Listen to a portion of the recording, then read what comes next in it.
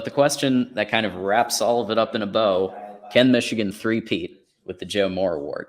The only team I really see as I mean, Georgia. I actually was chopping it up with some Georgia fans, and as much as I'm very proud of the Joe Moore Awards that Michigan has won, but when you watch that playoff game between Michigan and Georgia, let's face facts. I mean, Georgia looked like mountains compared to the Michigan players.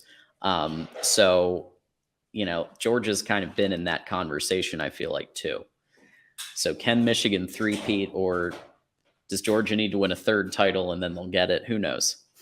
Yeah, I'm not necessarily prepared right this second to evaluate offensive lines across the country. That's something that as we get through the spring, get early into the summer, we'll do the deep dive here and in other shows and channels. And I'll certainly do my due diligence to get familiar with everyone's position groups and all of that. But, traditionally and recently, it's Georgia, it's Alabama, it's Michigan.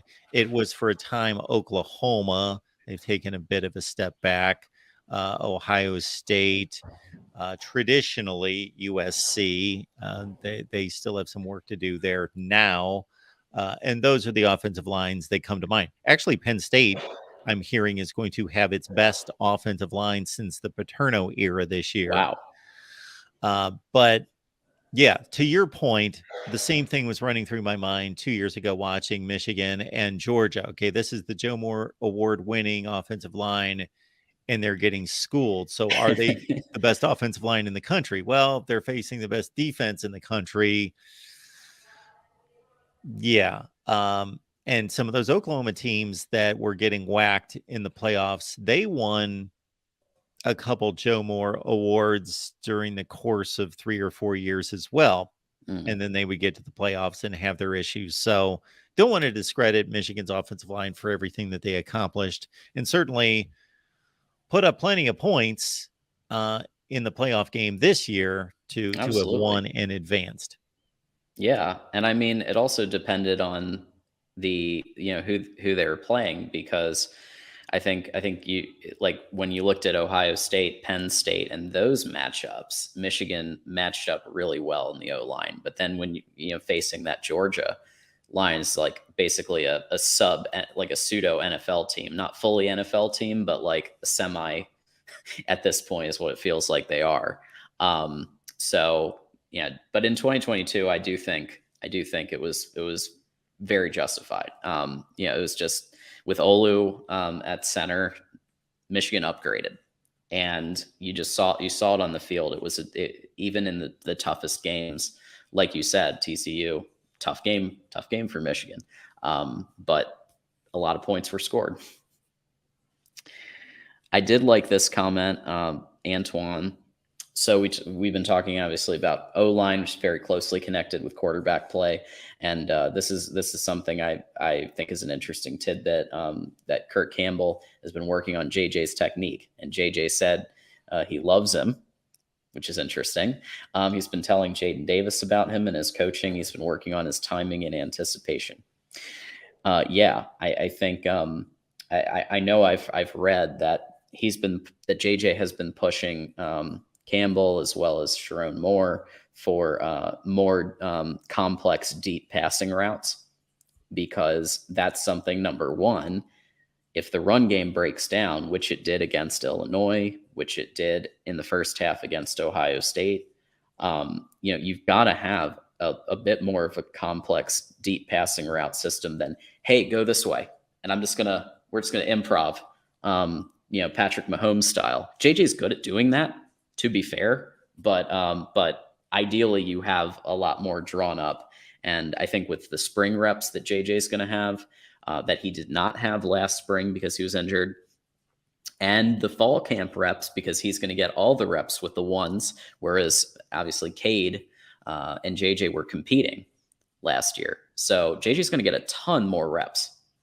And I think that's something we got to remember. The receivers will get more reps with their starting quarterback.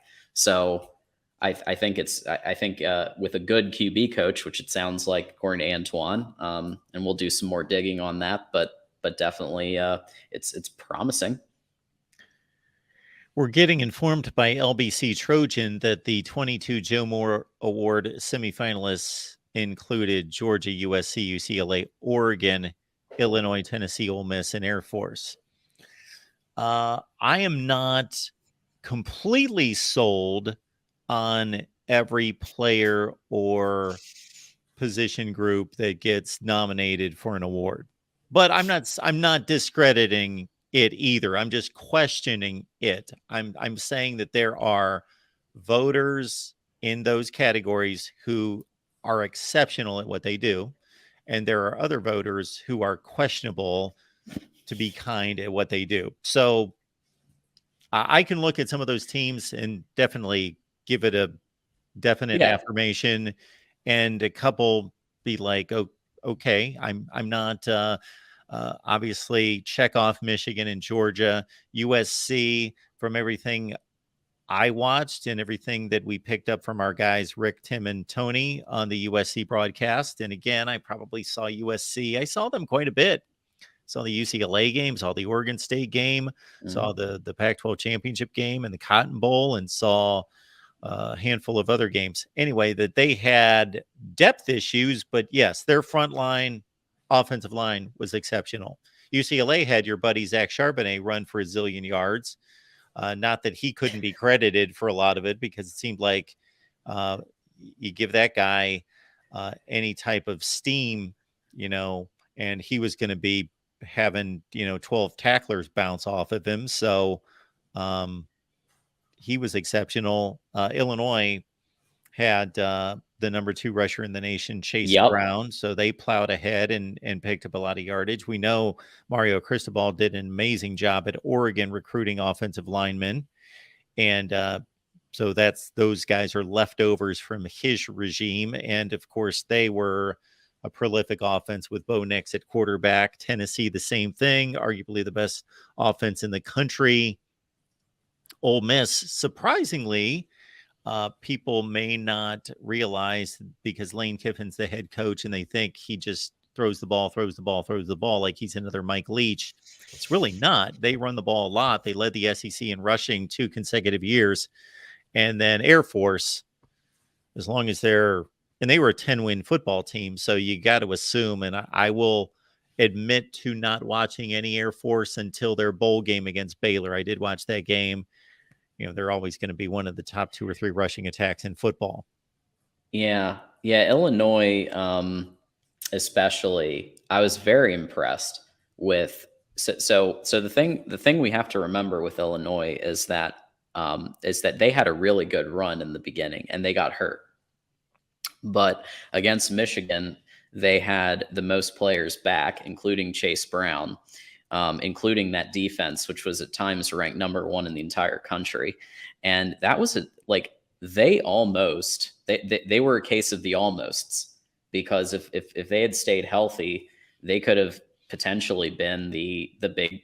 I could see them going all the way to winning the Big Ten championship. I know that's a controversial statement, but like, if everybody was healthy in that team, that was an extremely good Illinois team. Yeah, they were the best team in the West. The teams that they had to compete against avoided Ohio State and Michigan. Like Purdue made it to the championship game. They Yep. didn't have to play Ohio State or Michigan. Illinois did. They had earlier kind of blown the division with a couple of losses that got away from them, but then they had the Michigan game, and I figured, okay, they've blown the division, but they took Michigan down to the wire, and had they won that game, then they would have been in Indianapolis. Yep. And it's some of the decisions were definitely mind-boggling on both sides of that field from both coaches. And just the fact that I think there was a bit of complacency, and this was the case for almost every major team that week. It was a weird week, if you remember. Ohio State was in it with Maryland until the last couple of minutes. I'm pretty sure Georgia was also struggling for a bit.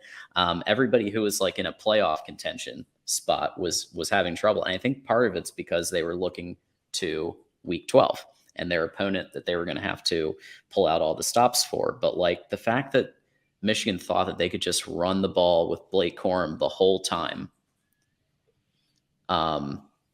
Did they not watch, the film of when they won all those games in the first half of the year? Like I guess that was a bit disappointing. I thought what I saw when I watched the game.